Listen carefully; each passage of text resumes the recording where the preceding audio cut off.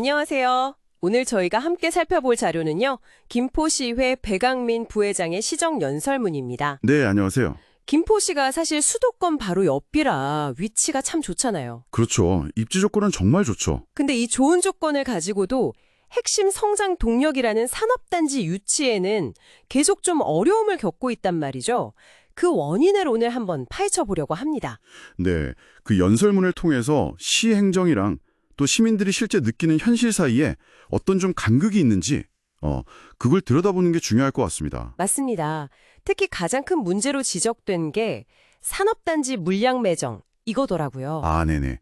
그 물량 확보요. 네, 이게 뭐 쉽게 말하면 정부한테 이만큼 산단 지어도 좋다, 허가받는 총량 같은 건데 이걸 못 따내면 뭐 아예 사업 시작을 못 하는 거잖아요. 그렇죠. 첫 단추인데. 네, 근데 김포시가 여기서 계속 좀 넘어졌어요. 왜 연거푸 실패했죠. 배 부회장 표현이 재밌는데 민선 8기 김포에게 기회는 늘 있었지만 전략은 없었다. 오, 상당히 날카로운 지적인데요. 그러니까요. 이렇게 좋은 조건을 두고 왜 계속 실패했을까? 이게 궁금한데요. 네, 그 연설문에서 원인을 한 3가지 정도로 짚고 있는데요. 들어보시면 좀 생각할 거리가 많습니다. 아, 그래요? 어떤 것들인가요? 우선 첫 번째는 아주 근본적인 건데 땅 선정을 잘못했다는 거예요. 땅 선정이요? 네. 신청한 부지들이 대부분 농업진흥지역 비율이 너무 높았다는 거죠. 그러니까 애초에 산업단지로 개발 허가받기가 좀 어려운 땅이었다는 분석입니다. 잠깐만요. 근데 농업진흥 지역인 걸 시에 저 몰랐을 리는 없지 않나요? 바로 그 점입니다. 알면서도 그럼 왜 그런 부지를 계속 신청했을까요? 이게 좀 이상한데요? 네, 배 부회장도 바로 그 점을 꼬집는 거예요.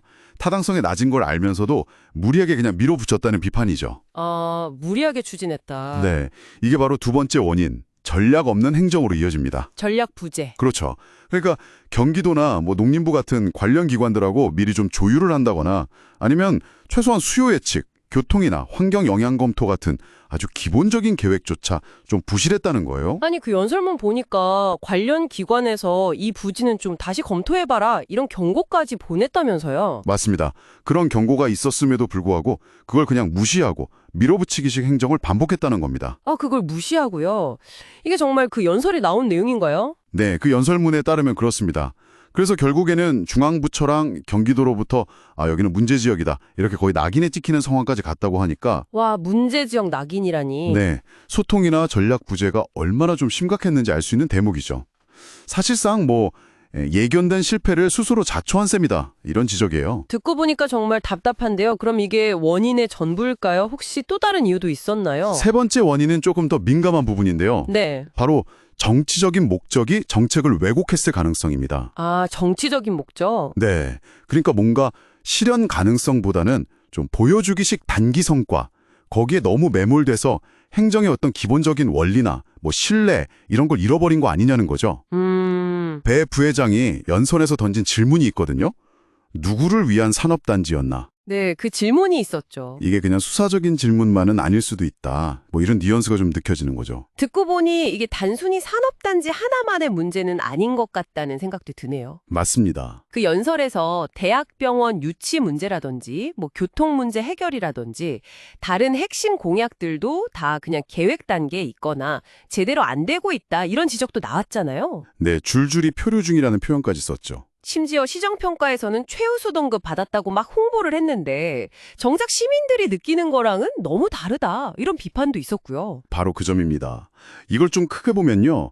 행정이 내세우는 어떤 성과 지표, 보고서나 홍보물 이런 거 하고요. 네. 시민들이 실제로 기대하고 또 체감하는 거하고 그 사이에 엄청난 괴리가 있다는 걸 딱 보여주는 거죠. 겉과 속이 다른 행정이다 이런 느낌이네요. 네, 보고서는 화려한데 실제 내 삶은 별로 나아진 게 없다. 이런 날카로운 지적인 거죠. 연설에서는 심지어 부서 간의 어떤 칸막이 문제, 소통 부족, 이런 행정 시스템 전반의 문제까지도 언급이 돼요. 아, 시스템 문제까지요? 네, 단순히 한두 개 사업 실패가 아니라 시정 운영 방식 자체에 대한 좀 근본적인 문제 제기다 이렇게 읽을 수도 있는 거죠. 그래서 배 부회장이 그럼 어떻게 하자 이런 대안도 제시했죠. 네, 그렇습니다. 몇 가지 구체적인 제안을 했는데요. 어떤 것들이었죠? 우선 전문가하고 주민들이 같이 참여하는 입지 타당성 검토 협의체 같은 걸 좀 만들자. 아, 전문가와 주민 참여 중요하죠. 네. 그리고 사업을 막 추진하기 전에 이게 정말 괜찮은 건지 사전 검증 시스템을 제대로 도입하자 이런 얘기도 했고요. 사전 검증?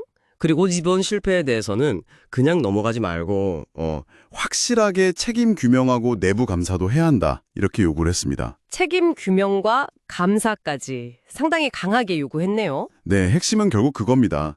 그냥 감으로 하지 말고 과학적인 데이터에 기반해서 좀 제대로 논의를 하고 그 과정을 투명하게 공개해서 신뢰를 회복해야 한다. 그렇죠. 투명성이 중요하죠. 네, 그래야 같은 실수를 반복하지 않을 거다.